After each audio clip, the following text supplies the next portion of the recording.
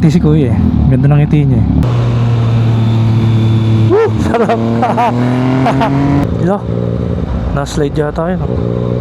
Na-slide nga.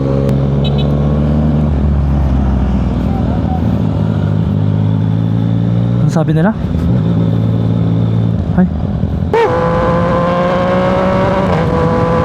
So yun, ang nagamit lang natin 6.8 liters. Agad-agad, kumpitin na natin. Ay mga katingin, dahil nag-enjoy tayo dun sa last ride natin dito sa Yamaha Niken, mag-ride tayo ulit ngayon. Ang dami kasi nagre-request na sa Twisties naman tayo mag-ride. So this time, try natin siya i-banking sa Twisties sa Marilake. Let's go! Ito nga pala yung jacket na nabili natin sa Sec Moto Supply last time. Siyempre excited tayo dahil may bago tayong gagamiting jacket today. So, ang ganda ng fit. Talagang feeling secured. Napaka-angas talaga, no? Ito na ngayon yung favorite jacket ko. So ngayon, terno naman natin siya ng white helmet. Okay, so ito yung pinaka nakaka-nervous na part dito sa garahe. Pagbaba sa incline, syempre takot tayo sa baha, kaya mataas yung garahe natin. Uy, kailangan modulate the clutch. Very light. Yan. So ngayon papa-full tank natin siya para makuha natin yung average fuel consumption. Yan. So malalaman natin pag uwi, pa-full tank natin ulit, tapos di-divide natin kung ilan kilometers natin siya nagamit. So nakita nyo na amaze sila. Dami, laki ng tangke na ito. Ilan kaya ang lalagay? Kasi masakit-sakit, no? Full tank 790. Pero malaki na rin, mga siguro 18 liters to. Tansya ko. Kasi yung tracer yata around parang ganun din yata eh. So re-reset natin yung trip meter natin. So right now, trip 1 tayo. Reset natin. 00 na yung trip meter. Trip 1. Ito may nakasabay tayong Vespa oh. Sagad. Naka all-ins front and rear. Tapos naka aftermarket yung mga ilaw. Ano yata ito? Sprint. Pag medyo maliit sa Primavera, Sprint yata yun. Hindi tayo masyado maalam sa mga Vespa eh.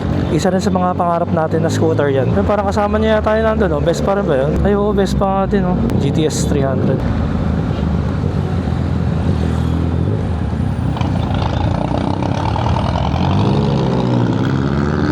Pag may tatawid, paunahan nyo na.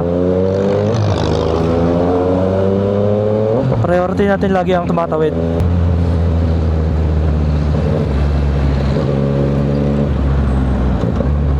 So ito na, first time natin makaka-banking using the Yamaha Niken 900 and sobrang kabado.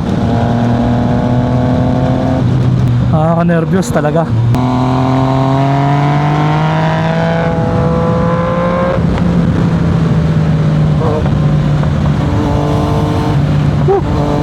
Sarap. Parang nasa nasa Riles. Naka-banking. Sobrang kapit na kapit, no?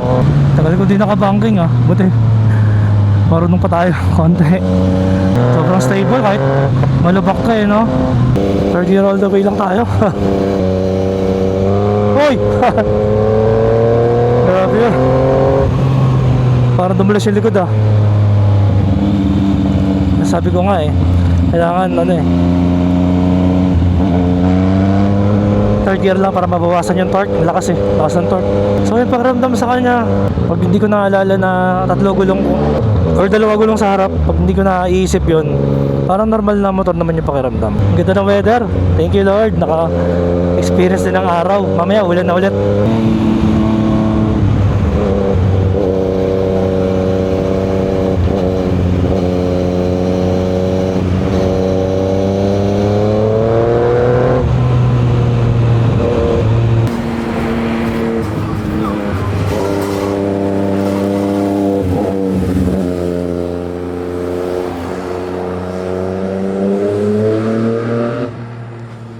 Ang sarap ng ganitong chill ride lang. So hindi ka dapat kabahan sa kanya kung dumulas man ang likod kasi meron siyang traction control. Ang buhangin na pala dito. Ila, na-slide yata yun. Na-slide nga. Nabulaga sa buhangin niya. Photoshoot ah. Aga naman yan. Ito yung mga magkakasama kanina. Sarap. Nakaka-miss eh, no? Nakaka-banking siya eh, oh. Ito lamang sa mga tricycle. Sa mga, for example, mga Can-Am. Ito lamang nito kasi yun parang kotse pag lumiko. Ito parang normal na motor yung lumiliko siya. Tsaka di nakakabahan, nadudulas eh. Ano mo, meron pa siyang reserbang gulong pang extra traction. Grabe itong motor na to. Power bibigyan ka, looks bibigyan ka, handling okay na okay, stable so far. Iba yung atake sa mga corners, kailangan magwa-wide ka para sigurado. Hindi ko ma-imagine na magagawa ko to. At least, di ba? Another one on our bucket list. Makapag-banking ng Miken sa Marilake. Ilang tao lang ba makakagawa nun, di ba? Salamat boss Sed at Katingin Bikes for making this happen. Nabuta pa natin yung kasama natin kanina, kasabay natin na dalawang Vespa. We meet again.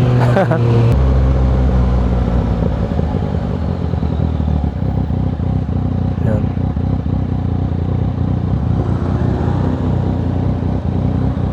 Pag ganito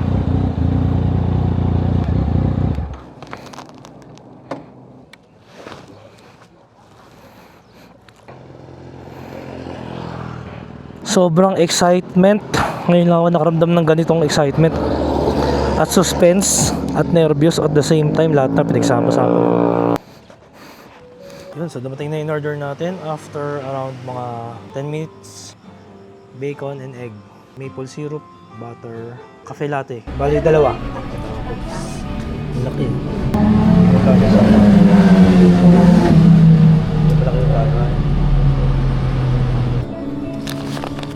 So hindi na kasya sa belt bag natin.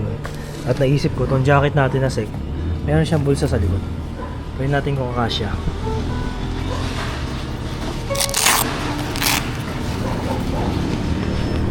Medyo malaki-laki. Sana magkasya, try natin. Medyo ko pa sa konti. Tapos yun, kasya. Ang galing. Yun, ganda na pala na mayroong bulsa sa likod.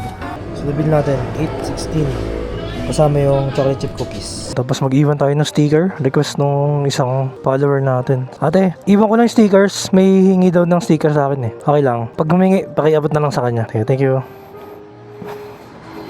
So may nag-comment kasi sa Facebook post natin, pahingi daw stickers, iwan ko daw dyan sa cashier. So ito na ating higanting big bike.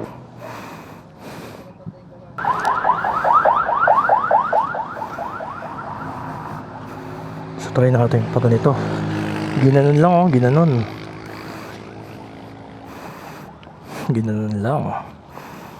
Eksakto. Sa atras lang.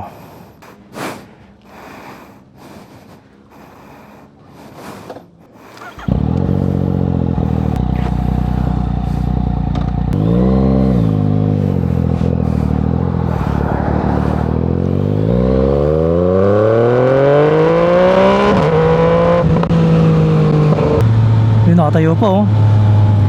Adventure.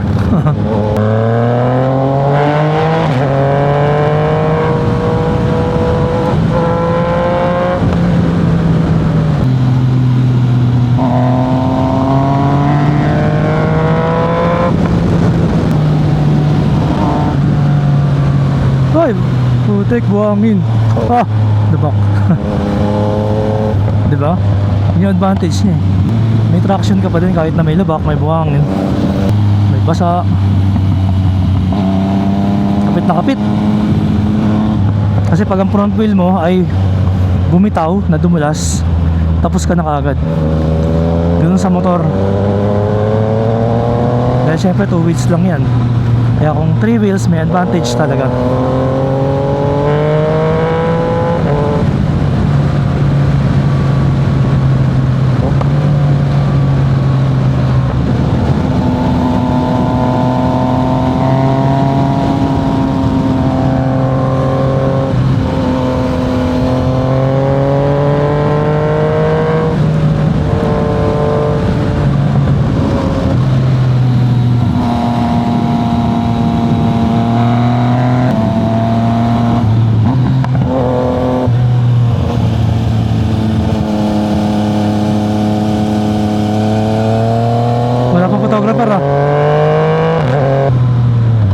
Nandito pa rin yung mga big bike ko. Anong slow down. Checkpoint ahead.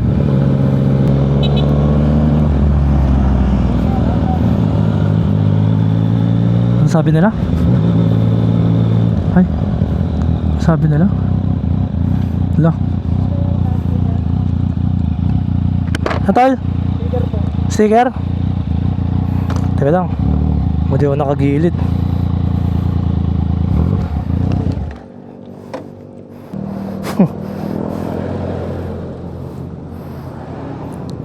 Ayun. Thank you po. Red po. Shoutout. Marikina. Marikina. Ayun. Malapit lang. Paano mo ako nakilala? Motor. Sa motor. Sige, nice meeting you. Sige, ingat.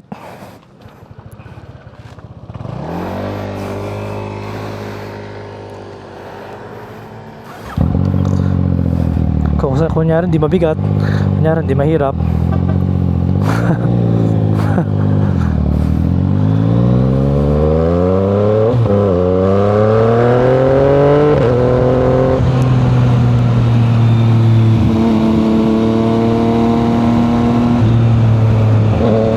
Buti pala nag-slow down tayo doon.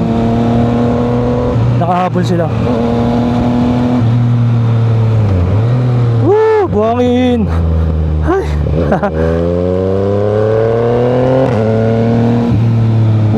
Tindi ng buhangin doon. Dito rin meron. Matakot ah.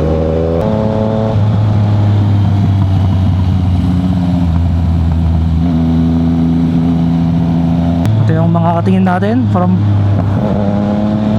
Marikina.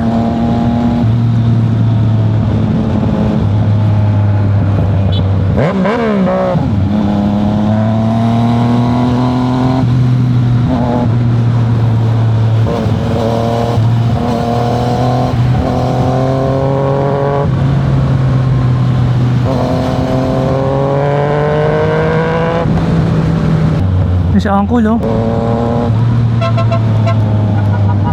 Uncle TV, laki ng lens, parang ano, parang balde.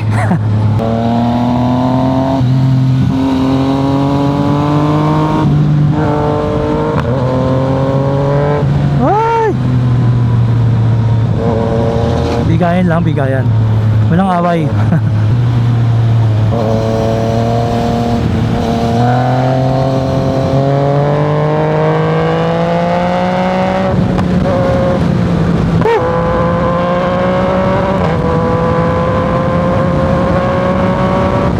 Sarap arihin na ito, 4 keeps to. Grabe. Kung mayaman lang ako, 4 keeps ko na to. Madudulas sa kalsada, may mga buhangin, may mga malupa. Wala. Di siya natinag, may mga lubak. Kahit nakaliko ka, kapit na kapit pa rin.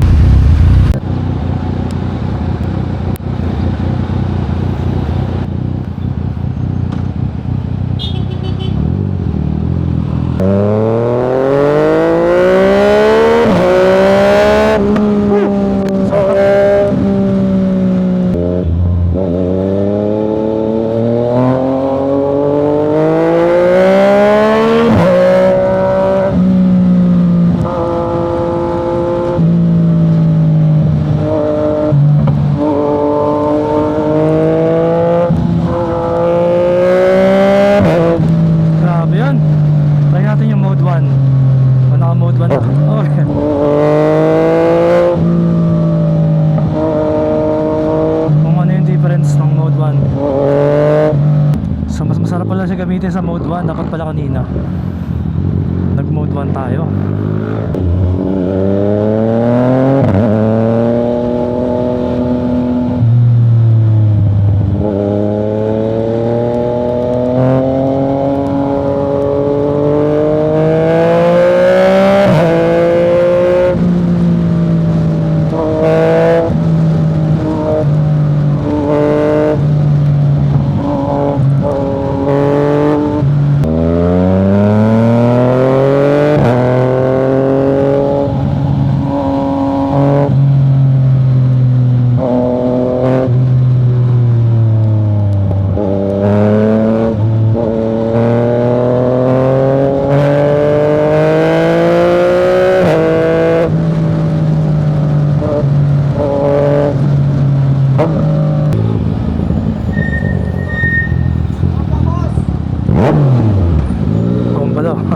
Yung Petro dito merong ano eh, motorcycle lane.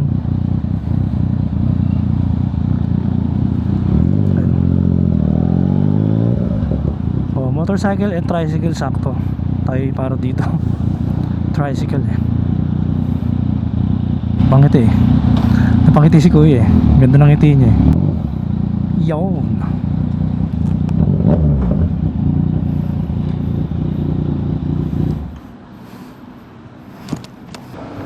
Missing ako. Ay, Ay, sir. basta. Yun, na-meet ko rin. Ang tagal. Ang tagal ah. Sige naman dyan, boss. Naroon, naku lagot. Lagi ako nanonood ng vlog mo. Ay, naku, lagot. Bago pa po pandemic eh. Hindi, kasi nakalala ko yung motor eh. Ay, naku. Hindi napanood ko nakaraan eh. Isa na lang naiwan. Nabusan. Na-meet ko rin si Boss Kenji. Wala pa rapon, sir. Nabusan pagbalik na. Ah, sige, sige, boss. Nung nakaraan, napanood ko yung vlog mo. Dito ka lang nagpa-remote mo. Oo nga, dito lang. Okay, dyan lang ako, sabi ko, sayang. Nag-message ako nun eh. Sige, nice to meet you, sir. Ngayon ko lang nakita ko. Sige. Next time na lang, nabusan eh. Nabusan! Nabusan! Kalimutan magdala. Sige. Next time, thank you. Nabusan! Sticker, boss. Meron ka Nabusan eh. Ano? Sayang, nabusan. Sige. Wala kasi. Grabe. Ay, wala pa. Grabe, sobrang tipid. Tara! Sige! Sige. So yun, ang nagamit lang natin 6.8 liters. Agad-agad, kumpitin na natin. 113 divided by 6.86. 16.47 km per liter, not bad. Actually, ganun talaga ang konsumo ng MT-09 at ng Tracer 900. Hindi sila nagkakalayo.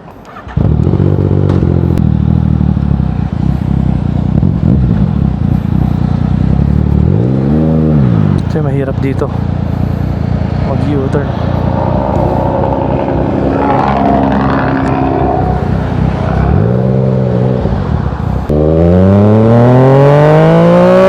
Very solid bike, wala ako talaga akong mareklamo dito.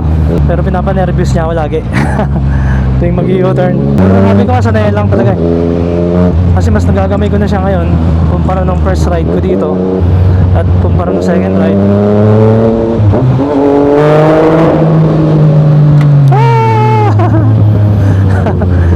Pagbelo mo sabay ano no? Sabay stop eh.